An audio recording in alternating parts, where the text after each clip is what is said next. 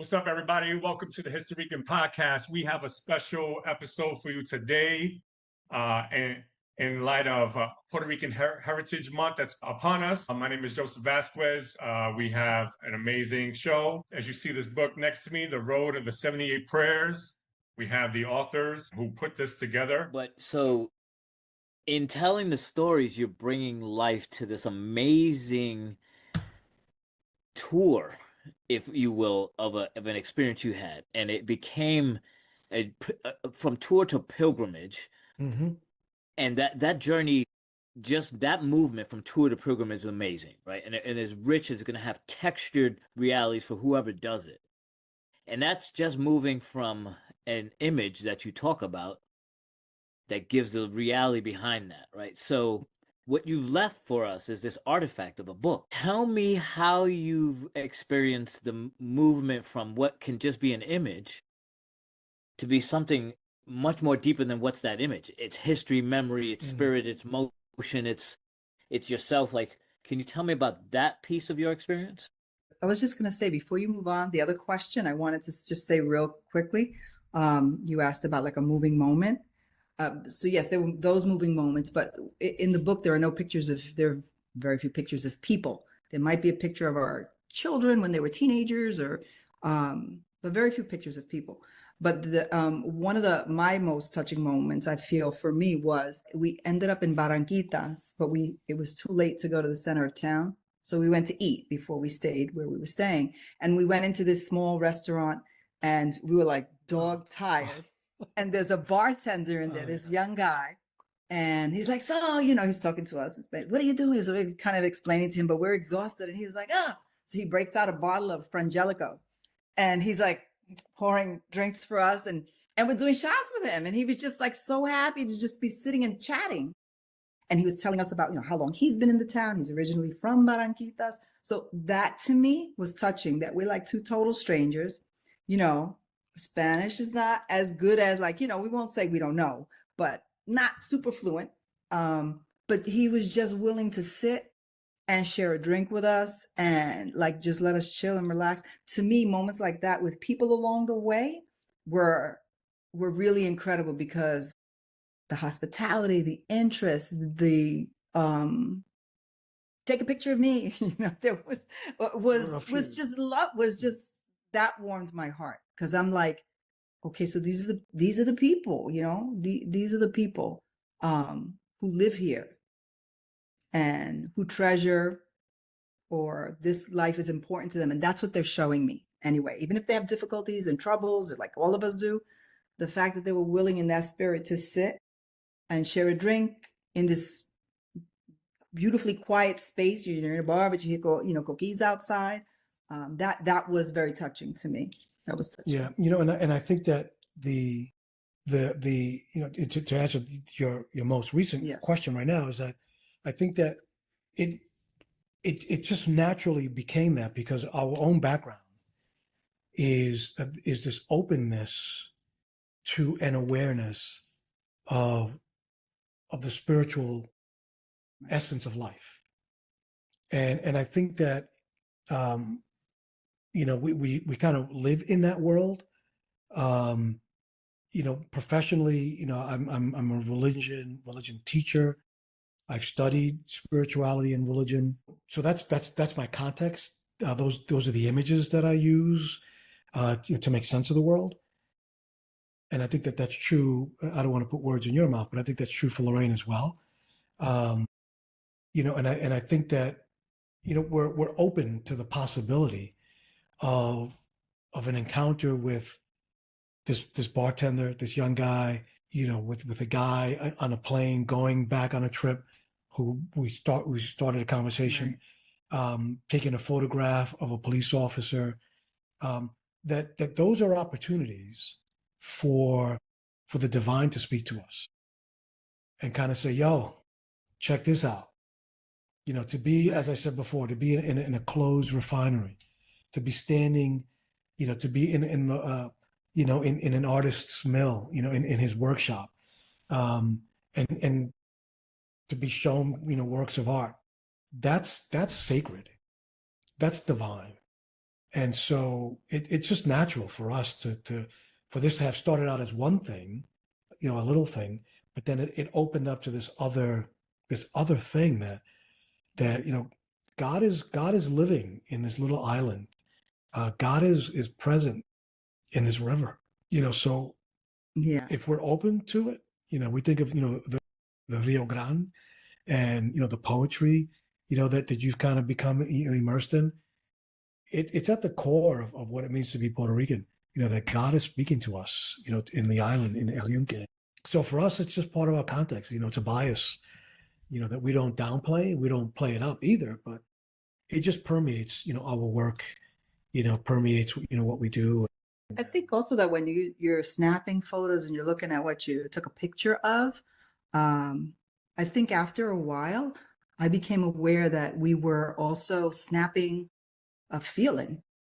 It wasn't just like the photograph, like I'm snapping a feeling, images that these are going to be images that connect, because if it's connecting to me, and again, I'm speaking as somebody from the diaspora, because I know people who live on the island have their own, a markedly different experience. But as people from the diaspora who've kind of missed this and are looking for those big parts of themselves, I think that the images connect, and that, like for me, images of the ocean are very connective for me.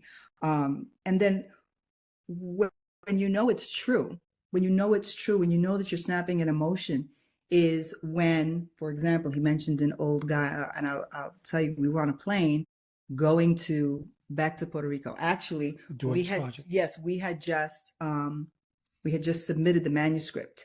And one of the things we wanted to do was like, I feel like we have to go back for 3 days to give thanks, to show gratitude to the island, to our ancestors for just, no matter what happens with this, like just what an experience it's been. And now to be able to hopefully share it with somebody.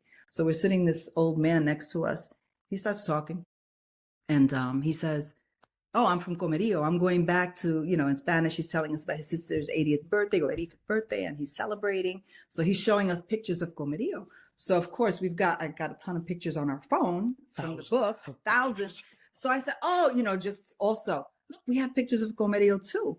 So he's looking, and you could see in his face, and we've had this happen before, you could see he's going somewhere else.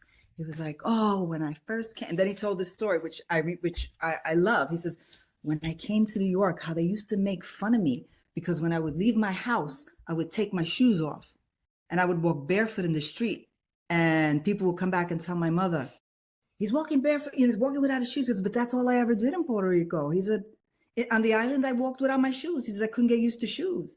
He says, and I would get my ass beat because I had taken my shoes off. But you could see that he was somewhere else as he was telling the story. And when he did that on this plane ride to go back to give thanks, I gave thanks. And I was just like, yeah, that's it. To have somebody be maybe transported just to another place in their own time. And so he was looking, through the pictures, but we've had people, oh my gosh, La Rogativa, that's where I proposed to my wife. Someone else, I didn't know this, but somebody called me up to say, the picture of that house in Salinas, that's my aunt's house. So we had photographed her aunt's house, and I'm like, are you not knowing? So yeah, like the connections that people make. Yeah. So when you ask about like, was it spiritual? Like, I think people make those connections, because it's intimate. So hearing someone talking about not wearing shoes, walking around because it connects them, they want to be connected to the, to the earth, to the ground. Right. I mean, that's a profound story. That's a very personal story. And it's vulnerability, and that's intimacy. And so people have been intimate with us as a result of an image in a book or one of the images on Laraine's phone. So that's the spiritual part of that. And these are portraits, they're pictures, and like a good poem, they can be interpreted by different people, different ways at different times. So I could look at one picture now, I could look at a picture that I thought, that my mom says, her grandfather lived in on Nosagaray. I could look at that picture now and it has a whole different meaning than, when I was 10 and looking at that same image. Mm-hmm. So I think that it freezes time. An image, a picture freezes time, but you have a lot of room to kind of embellish, to make shit up, to make stuff up, either at the beginning, what happened before, or like what happened after. So when you took a picture of that cop, we often ask, what happened to that guy? That picture that was, from, in Viejo San Juan in 1930, what happened to him? Like, what became of that kid who's just kind of walking by or looking at the camera?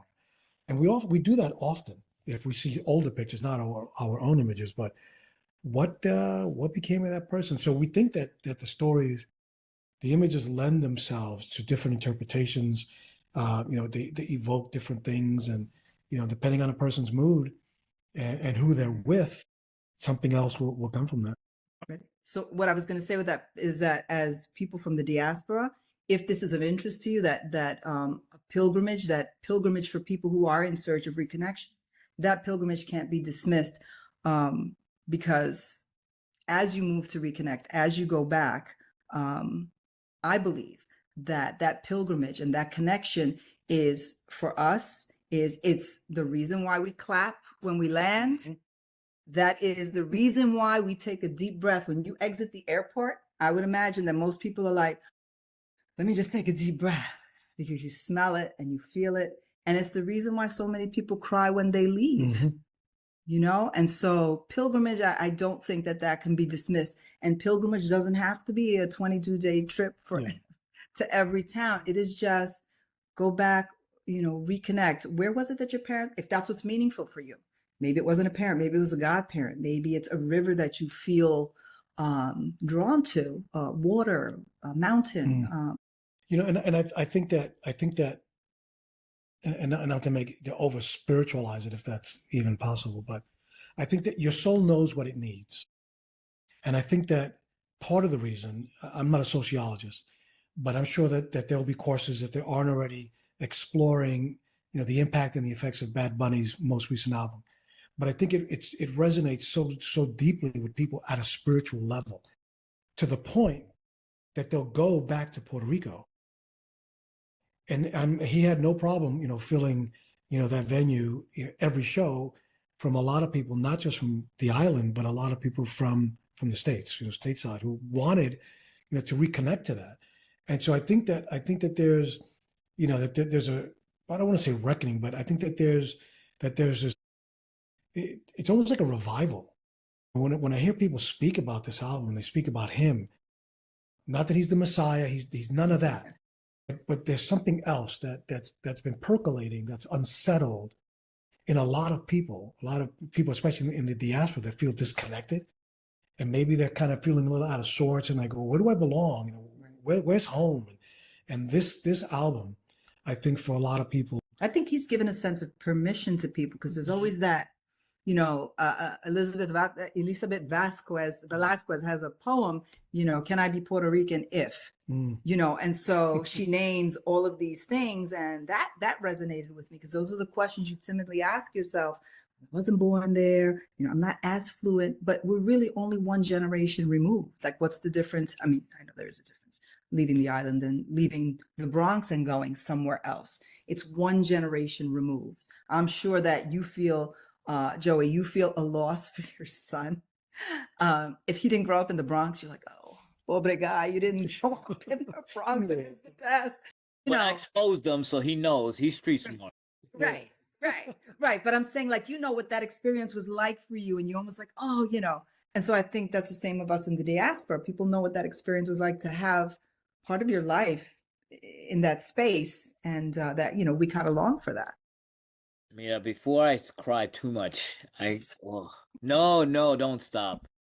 I want to share a reflection and a simple question.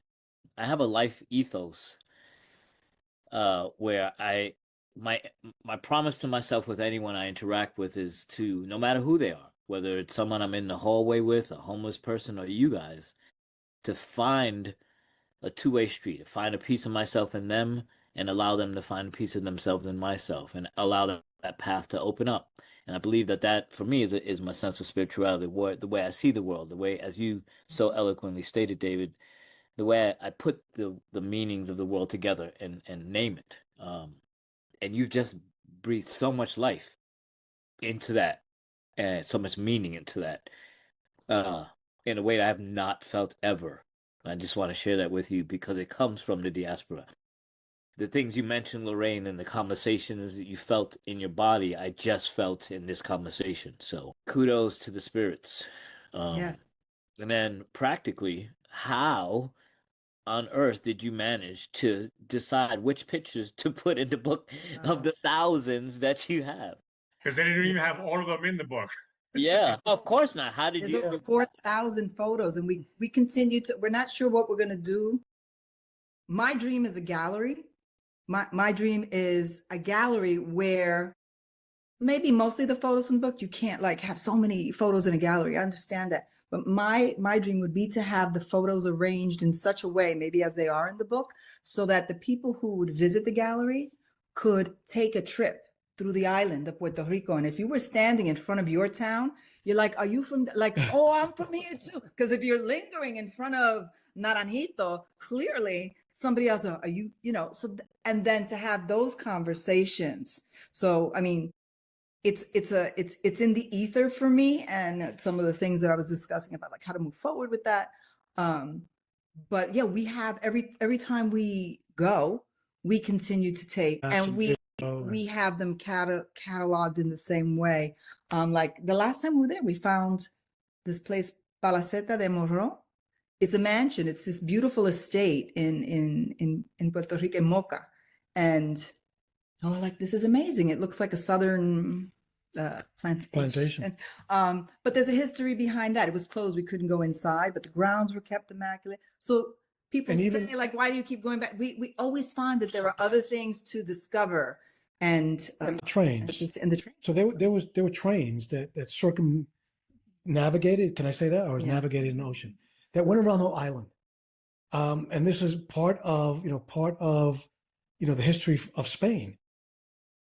So that was part of the thing from this go around. We went to a museum. I forget. We found the train museum. Train museum, and they had these steam locomotives. They had the last steam locomotive that was functioning on the island. They had it there. Yeah. And so we were able to talk to some of the guys and see the history of the sugar cane and how the train went out of. And then we went out and found. I mean, if you look at some of the reels, you'll be able to see what they called old railway roads. And old railway roads are where the tracks were, but now it's just a road, so you can kind of drive along the water. Some parts of it you're able to drive through with the tunnel de Oaxaca. Yeah. So a lot of people don't know that, that there were trains that were not just carting sugar, from the field, to the refinery and then to market, but they were also taking people around.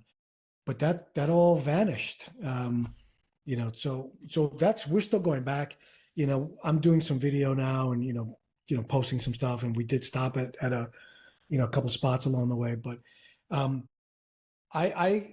Laraine took that on and decided which of the images we were going to use. So when I finished the manuscript, I'm like, all right, it has this, and this. Like if you see it, each town starts with something similar and ends with a page where you can keep family notes, which I thought was important, a place to jot down things. So I came to him and I was like, look, this is 600 and I think it was 20 pages, 615 pages. So we were like, now we're self-publishing, and so the cost is on us. So you're just doing your own thing. So I was like, all right, we're going to order 2 copies for our kids. But what we did was we had a conversation of like, what do we take out? What do we take out when we saw, and then he said to me, he was like, well, doesn't Puerto Rico deserve 600 pages? So we just left it and we said, F it, whatever. We'll at least 600 pages, right? And we're so glad that we didn't take anything out. I think I would have been upset and said, oh, I should have left that one in. And not every picture is like spectacular and important, but for us, it was part of the journey. For us, it was part of the journey. And just a nice reminder, because now I can look at the pictures and say, oh, I remember the day that we were there. This happened and this happened. So um, That's it's beautiful. a lovely legacy for our kids. Absolutely. So with that being said too, so this project began as a gift for your children. How have they responded? Um, they actually had different response. I think my daughter was more, when we finally got the book, it was January, I think, of 24. We put it in November 23. So January of 24, we got the proof. It was a very emotional time. My dad was in hospice care. He had just been put in hospice care that January. And so the sharing of the book with the kids was kind of mixed with, my dad ended up passing February of that year, that same year. So there was like a little damper on it. So we didn't talk about it a whole lot. Of course, they have the book, they've gone through it. But I think my son was more, oh, okay, this opens it up. Like, I think that was one of the reasons why. Well, he's a photographer Yeah. as well. He's a fireman here in Yonkers, but he also does photography on the side as well. So I think he saw it as a way like, oh, these are the things that I can now go see with my family.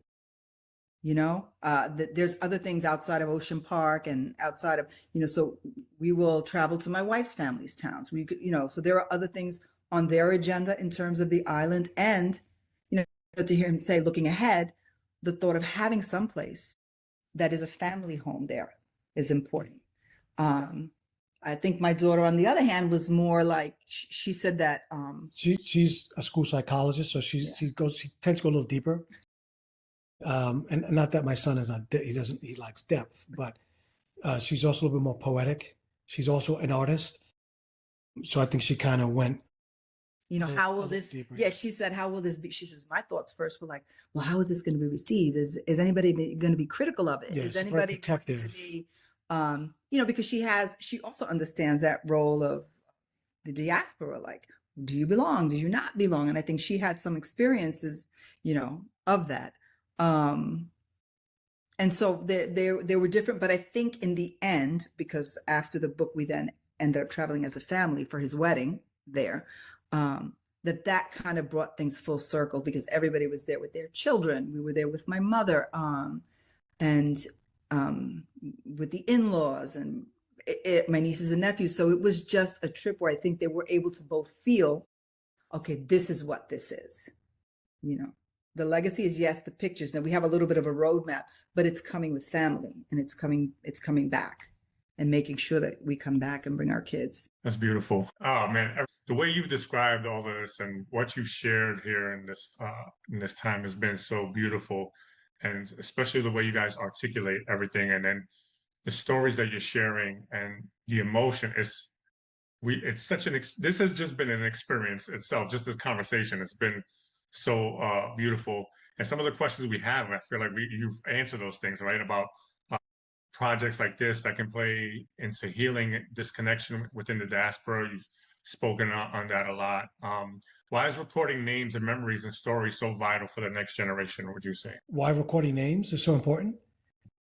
I think it brings connection. And, Laraine mentioned, stopping in, where her grandfather was. And, I always make it a point, whenever we're in Puerto Rico, to stop in the cemetery in San Juan, where my mother's family is, and my father's buried there. And then we'll always walk to the other side and, stop in, to see, the graveside of Pedro Albizu Campos. But names are really important because then you can invoke those spirits. Right. So it's not like some general thing, but you can specifically call on your grandmother, your aunt, and not in some mystical, magical way or some superstitious way, but just to kind of connect, with the strength of your family and of people. I think the majority of Puerto Ricans are Catholic. We do that with saints. So it's that kind of thing. And I'm not saying that our family members are to be elevated that way. But that's not what I'm saying. But I think knowing names, knowing places where they're from, it kind of makes it real. And then it just kind of taps into your imagination so that I could like visualize in my mind something very, very detailed, and I can invoke their name.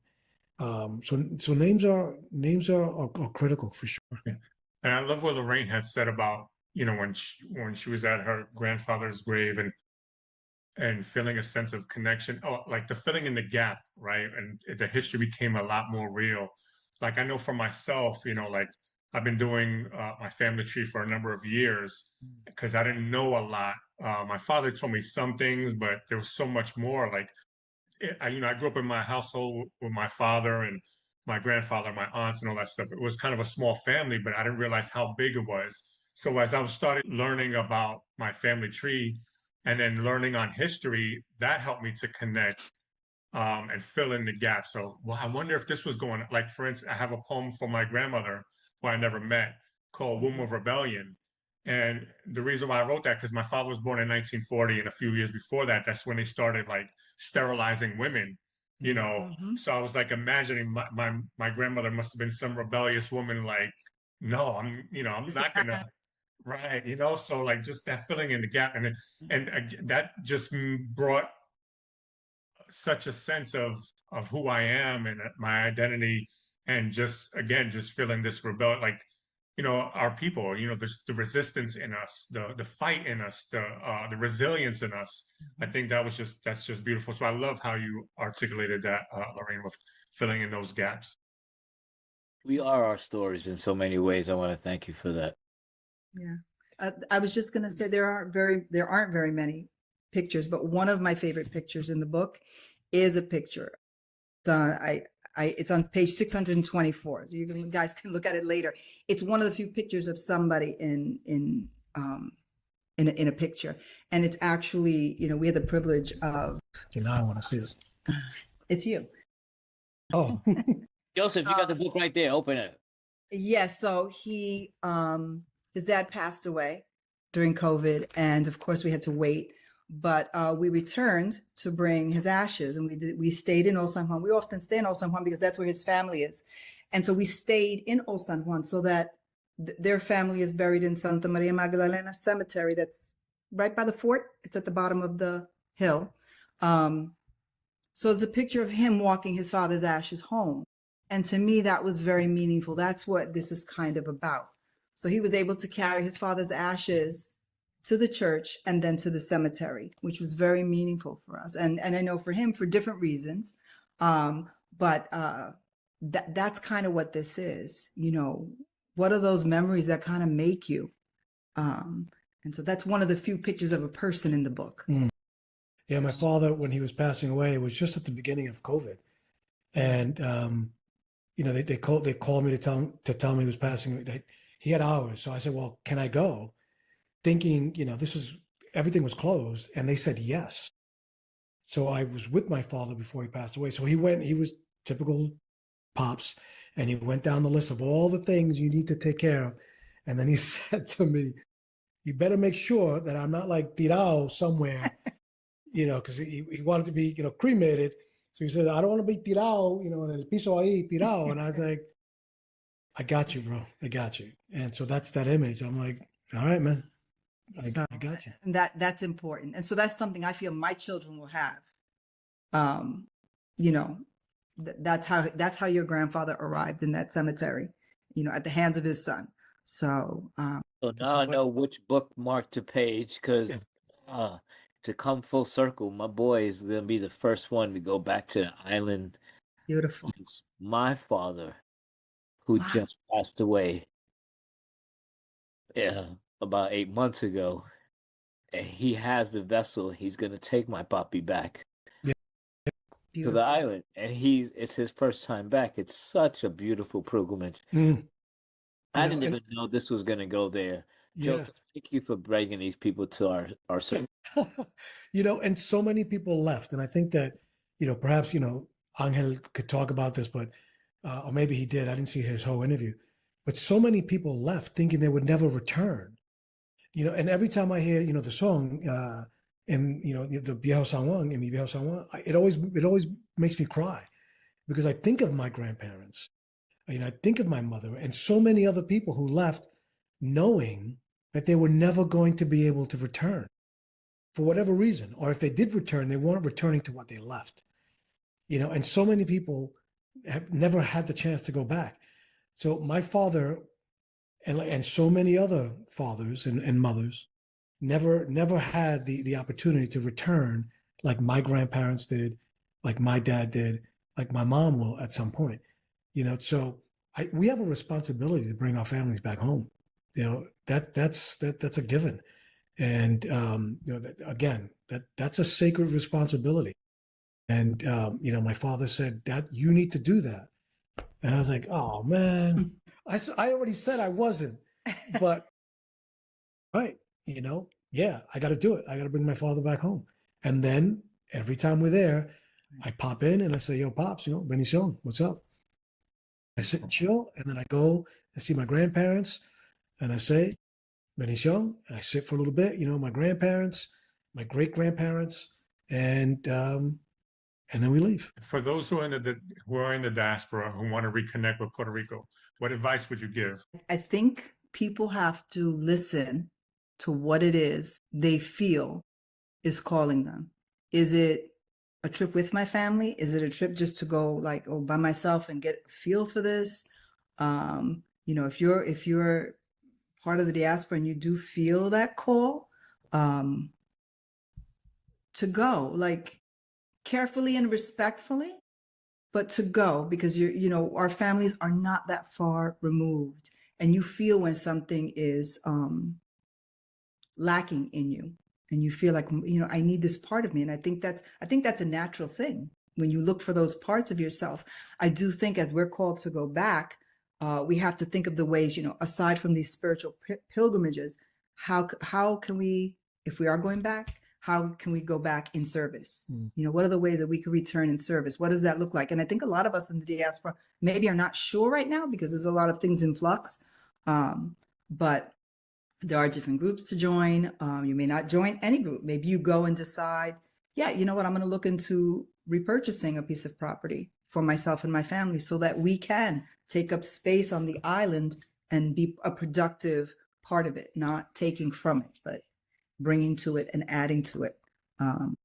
So, to return, one, with a conscience and with integrity, and also, on a personal level, answering the personal call, because it may not be, some people may not like the family connections. They may be like, I don't want to, I don't want to deal with that. But you still may feel, I want to go back. I want to see the place where my parents, my grandparents grew up, lived, and absolutely, to take that on. Maybe you take a friend with you, again, I was going to say this is not about a book. It is about the book. But in the beginning of the book, you can see that people may feel like, I don't know, where do I start? We purposely wrote groups of 5 or 6 towns, and we call them loops, 5 or 6 towns. And we did it that way because you could do those in a day. You may want to spend more time there, but you can do those. You can definitely do them in a day. Our only thing is plan accordingly and make sure that where you end up is where you're going to stay, because you don't want to be driving at night. You don't want to go back to where you started, which we found out the hard way. But yeah, you find spots to stay, which is even nicer. Then you find spots to stay within the island. So you find an Airbnb or a small hotel, or, and you stay for the night and you see what that's like. So that would be my experience. Yeah. And to be, to be informed, we're not Puerto Rico experts by no means. So I think that engenders a certain level of humility, because we don't know. I think we know some stuff, but we're, like Laraine said, we're there to learn and to experience and to reconnect slowly. But I think definitely patience. You need patience for sure, because it is, as we said at the very beginning of this conversation, Puerto Rico has a lovely pace. It's a slower pace, so just chill. Right. And you're going to sit and you're going to wait for a meal. It's fine. So wait, and don't rush as you're eating, and don't rush, if you're talking to folks. So definitely, be prepared, kind of lay out whatever you're going to do, and try to get out of the metropolitan area. And don't go to the mall. You don't need to go to the mall. And almost every town has a museum. Yes. Almost every town has a museum. When we were there, we went to the Museum of Aguadilla, which was lovely. Local artists, so that's also a nice thing to do if you're in if you're in some of the smaller towns. What a treasure. This has been an amazing conversation. Wow. Now he has to see the episode before he goes too, so we got to get this one out there. This has been such an amazing. So I'm gonna ask you our last question, but first I just want to thank you guys for taking the time. First for sharing this with us, for sharing. We feel like you shared a part of yourself, obviously, because this is you. Thank you so much for sharing with us both the book and in your time. This has been such an enriching, inspirational conversation. As Joey said earlier, when we finish these episodes, we're always just blown away all the time, no matter who it is that we talk to. And kind of like what David said, is about God is working through all this. And it's like we've had such divine connections, which, as one of my friends had shared, Yeah. It's like just the people that we've come across and been able to speak with, interview, hear their stories. It's just like, wow. And then just how there's such a common thread and such a common connection in all of it, woven through all of this, from people from different backgrounds, different experiences. It's just been so beautiful. And thank you for coming out to Historican and just being a part of this and speaking with us and sharing with us. And thank you so much for doing this. And thank you for just the work that you guys are doing. And also, as educators, thank you for all that you've done for young people as well. Yeah. Now, for the last question, how has this journey reshaped your own identity and your bond with the island? I think when I go, I feel more like, yes, my insides belong there. Myself belongs there. So when I go, I don't feel like I'm necessarily visiting, which I think before. I think I can go and take up that space now comfortably and receive from the island, which has been a gift, especially now in this other part of life, as things are evolving differently after leaving so many years of work. So this is a new part of evolution, which has come just at the right time. Yeah, I know that there are times, because especially when we were working on this, and it was kind of like our first collaborative effort, because we both retired at the same time, and I've since gone back to work full time, but it was our first collaborative. So this was the first time that Kelp Dog Media was sponsoring, the poet and the photographer, and it was, let's see how this works. So we're like, yeah, let's see how this works. But I think that we spent so much time thinking about this, going there, that even now it's like, I want to go to Puerto Rico. Like, I miss Puerto Rico. And I'm sure people are like, oh, you're going back to Puerto Rico. And it's like, yeah, I'm going home. So, I mean, we do want to travel to other places, but it's always Puerto Rico first. And I think that, yeah, we'll go there, we'll go whatever, but we need to go there first. We have to touch base, we need to check in, so to speak, and then we'll go somewhere else. So I think that there's been that.